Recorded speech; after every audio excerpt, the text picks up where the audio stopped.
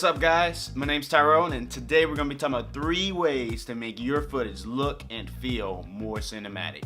Let's hit it. Alright, so the first thing that we're going to talk about today is sound and why sound's so important.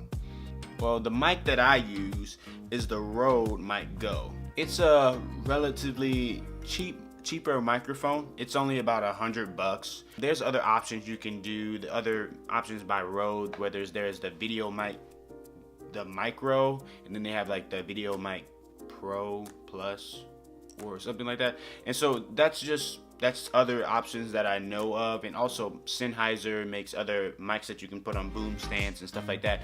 But this is the most versatile mic that I have right now. I need to get the windscreen on it.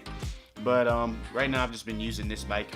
It's working good, and that's what I'm using actually to get the audio right now. So I actually do a comparison of what it sounds like with the mic and with the in-camera audio, and what helps and why is it important to use the actual camera on top of the microphone. Alright, so this is a test of the audio with the microphone.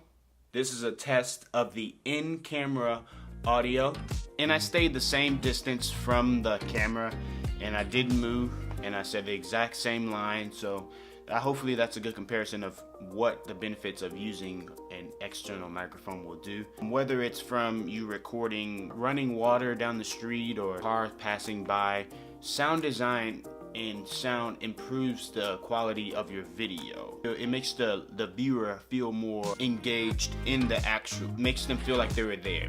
That's what you're trying to tell a story in whatever you're doing. You're trying to convey a message or just tell what you're doing, why you're there, what's going on around you. Because whenever they're actually in that place, they'll hear cars going by, they'll hear motorcycles or birds or wind or trees and different things, that will actually make them feel like they were there in that scenario.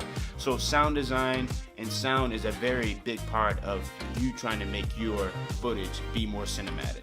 So whether it's external microphones or other external recorders like the Tascam or like the Rode mics or any other type of mics like that will help you make your footage more cinematic.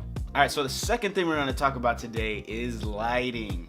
Okay, so lighting is very important. Lighting will literally change the feel or the dynamic of your videos. So lighting is one of the most important parts of making your footage look cinematic.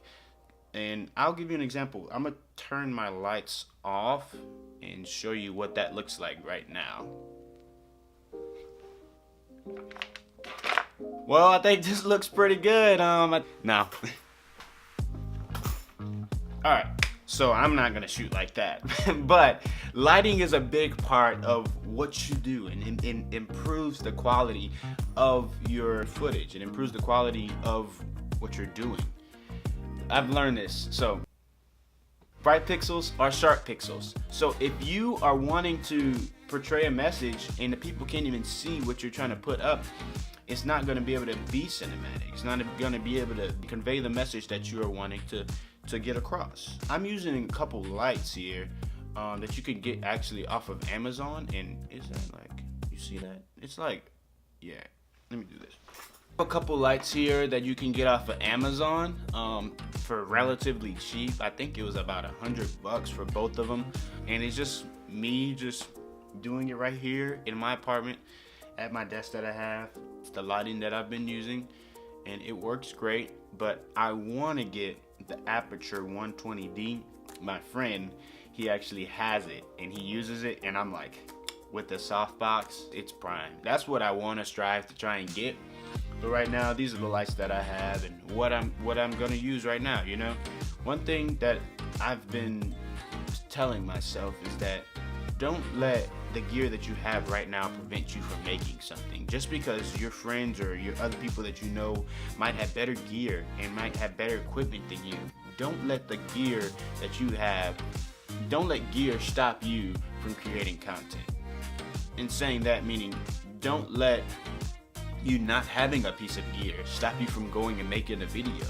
Stop from you going and creating, because the tools that you have right now is all that you have, and you shouldn't compare yourself to anybody else, because the thing is, you are literally where you are and you can go forward from here.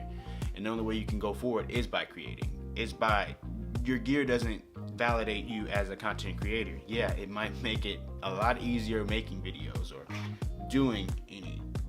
No, stop. Wrong light. Did you go dead just now? Are you dead?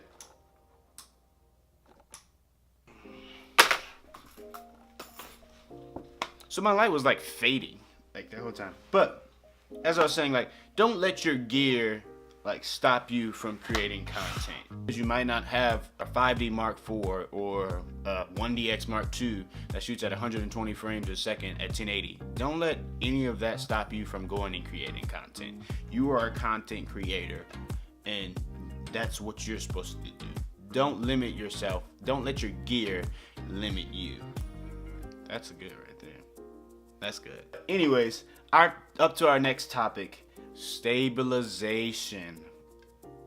Man, I can't tell you how important this is. It's probably one of the most important parts of setting you apart from other cinematographers. You know, if you want to make your footage look nice and cinematic and really good, if you have a nice gimbal or a Steadicam, one of the biggest things that will be able to tell you from any novice, beginner filmmaker is stabilization.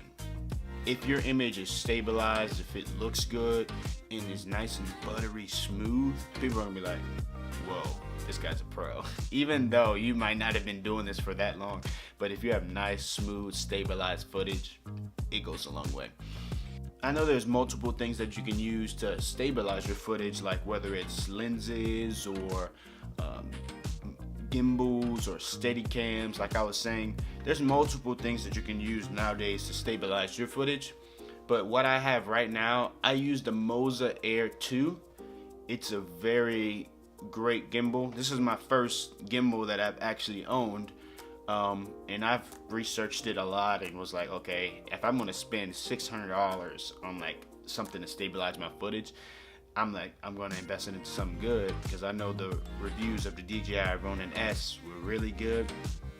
But I've heard things about how this one is compared to that one. I've never used a Ronin S.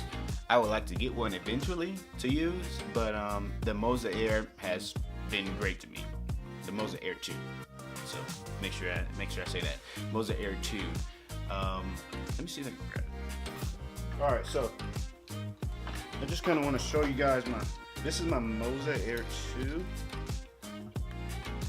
It's literally, it's a beast. I usually throw the camera that's right there on this, but it's literally a beast.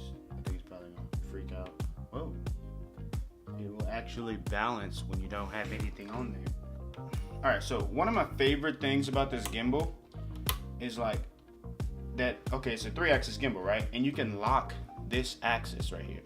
You see that? But this axis on this side right here, this back side, I know I haven't taken that sticker off yet. I just want it to still be fresh. Okay? I don't need to be judged for that one, okay? But this motor right here, or this axis, you can lock, and that's literally a game changer when you're balancing this thing.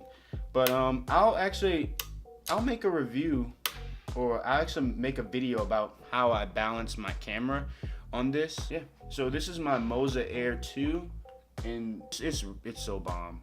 It's a legit bomb. It's been real good to me.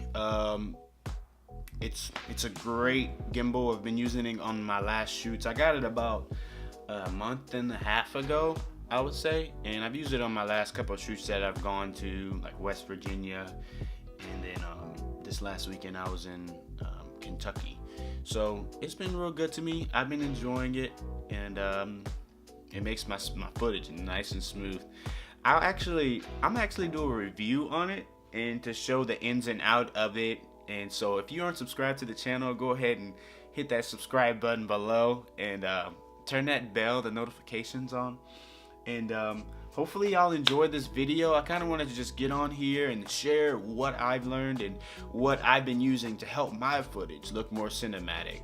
And I'm gonna try and come out with another video about my editing process and what how I edit, and just to share and just to put out there what I've learned so y'all can use it and hopefully learn something from me.